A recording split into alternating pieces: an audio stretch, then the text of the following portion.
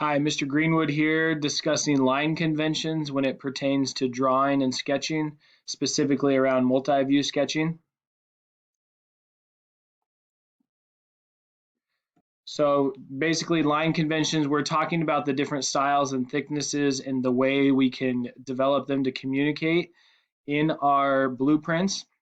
And so we're going to go over these together, but this is similar to how we can create layers in Rhinoceros, our CAD program that we use.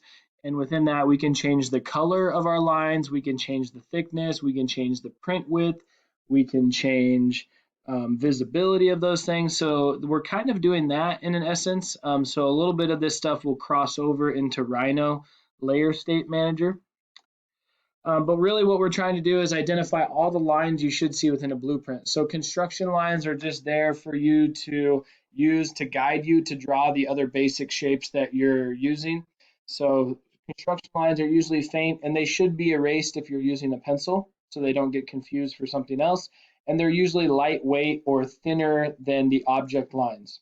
Our object lines are thick, dark, and they help define the object. So they're going to be the silhouette or the outline of the object, and they are solid wherever we see an edge of the object, like the whole outside surface here, or for instance, we see an object line here and here, and that is showing us that we have an edge that we can see from our cutaway view here of the whole.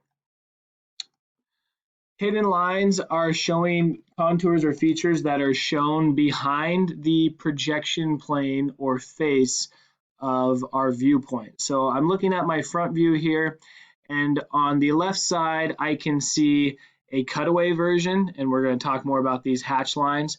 But over on my right side, this is a solid piece that I cannot see this circle or this cylindrical hole here. So these are therefore shown as hidden lines. They start and stop on the object lines. They do not go past the object lines, and they are showing a hidden contour or feature that we cannot see because something is in the way. We also have some hidden lines here as well. Our center lines are there to show us symmetrical parts, circles, arcs. They are typically half as thick as an object line as far as the line weight. For the arcs and centers, they're going to definitely help us identify locations. So here I can see a center line that is going through the circle and extending past the object lines of the overall shape. So we can use these extension lines or extend off of these center lines to then locate the dimensions, which will be our next topic. This center line going vertical down the middle is extended past the whole object. So that is also showing that we have symmetry from this side.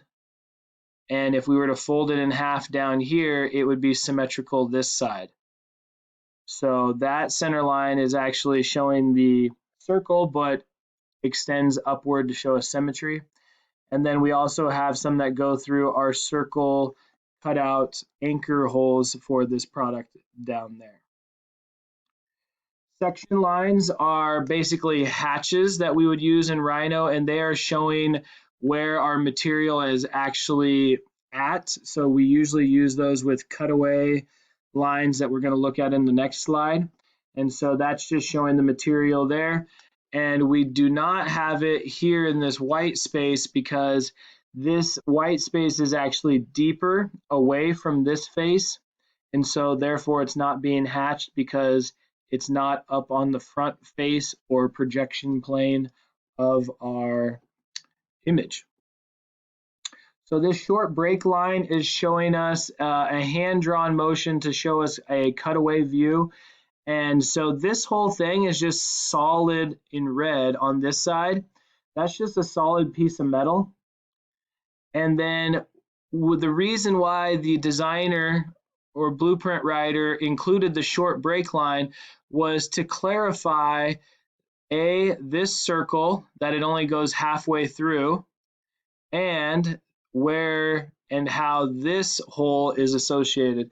So if I were to just clarify with a top view, my actual piece is something like this. And then this circle that comes up to here is not all the way through, so it would stop there. So that would be a more realistic version of my top piece, or my top view. And these would actually be hidden lines dashed because they are below this surface here. So I should correct myself, and these should be hidden lines for my top view. But these are solid object lines because it comes all the way up to the surface there and there, so I would be able to see through that.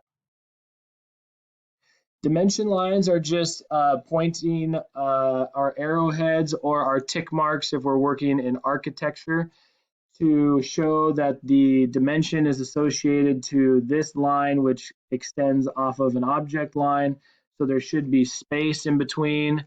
It's not a continuation of the object line, but that dimension line is going to help us point to the extension lines there. And like we mentioned, there should be a gap.